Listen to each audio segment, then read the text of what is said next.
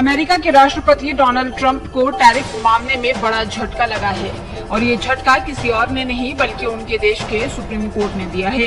Trump के दुनिया भर के कई देशों पर लगाए गए टैरिफ को अमेरिकी सुप्रीम कोर्ट ने अवैध करार दिया है और साफ कर दिया है कि इस तरह से दूसरे देशों पर टैरिफ लगाने का फैसला ट्रंप अपनी मर्जी से नहीं ले सकते और इसके लिए कांग्रेस से बहुमत मिलना जरूरी है। वहीं ट्रंप ने सुप्रीम कोर्ट के फैसले को निराशाजनक और शर्मनाक बताया। ट्रंप ने टैरिफ पर फैसले के बाद अपने ही देश के सुप्रीम कोर्ट के जजों को देशद्रोही करार दिया है। अदालत के इस फैसले से भड़के ट्रंप ने कहा कि वो जो चाहे कर सकते हैं।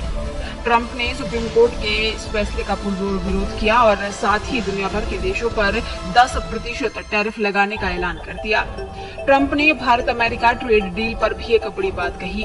ट्रंप ने बयान देते हुए कहा कि भारत अमेरिका ट्रेड डील पर अमेरिकी सुप्रीम कोर्ट के फैसले का कोई असर नहीं पड़ेगा।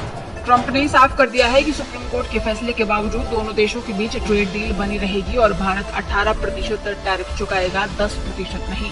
हालांकि सुप्रीम कोर्ट के फैसले के बाद भारत पर 18% टैरिफ भी अवैध हो गया है। ऐसे में भारत पर इसे चुकाने की कोई बाध्यता नहीं रहेगी और ट्रेड डील पर आधिकारिक तौर पर हस्ताक्षर होने से पहले भारत कम टैरिफ चुकाने का मुद्दा उठा सकता है। इस फैसले के बावजूद अधिकारियों ने संकेत दिया है कि प्रशासन ने लंबे समय से आकस्मिक योजनाएं तैयार की थी। वित्त मंत्री स्कॉट बेसेंट ने पिछले सितंबर में ही कहा था कि अगर अदालती आपातकालीन शक्तियों के इस्तेमाल को सीमित करते हैं तो वॉशिंगटन के पास कई फॉल बैक विकल्प या प्लान बी मौजूद है। एक रास्ता स्थापित व्यापार कानूनों की ओर बदलाव शामिल है जो अनुचित प्रथाओं या राष्ट्रीय सुरक्षा जोखिमों में औपचारिक जांच के बाद टैरिफ की अनुमति देते हैं। ये तंत्र धीमे हैं और प्रतीकात्मक चरणों की जरूरत होती है, लेकिन वे मौजूदा कानून में मजबूती से निहित है।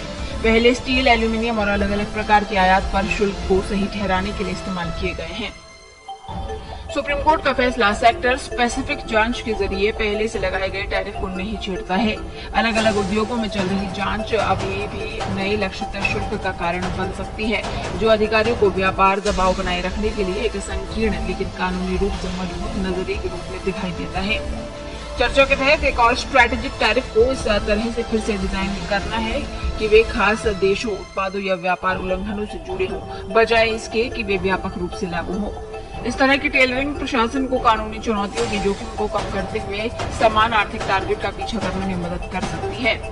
प्रशासन ने व्यापक टैरिफ शक्तियों के लिए स्पष्ट कांग्रेस प्राधिकरण की भी मांग कर सकता है। हालांकि राजनीतिक रूप से कठिन और समय लेने वाला है। कानून भविष्य की व्यापार कार्रवाइयों के लिए सबसे मजबूत कानूनी आधार प्रदान करेगा। कुछ ऐसा जो अदालत ने संकेत दिया है कि दूरगामी उपायों के लिए जरूरी है। बेसेंट ने पहले इस बात पर जोर दिया था कि अगर आपातकालीन शक्तियों का रास्ता विफल हो जाता है तो प्रशासन को बिना किसी उपाय के नहीं छोड़ा जाएगा। ये निर्णय राष्ट्रपति ट्रंप के व्यापार मुद्दों के लिए महत्वपूर्ण झटका है। इसने वैश्विक व्यापार संबंधों को महत्वपूर्ण रूप से प्रभावित किया है। टैरिफ को एक हथियार के रूप में इस्तेमाल करने की उनकी रणनीति को अब कानूनी बाधाओं का सामना करना पड़ रहा है।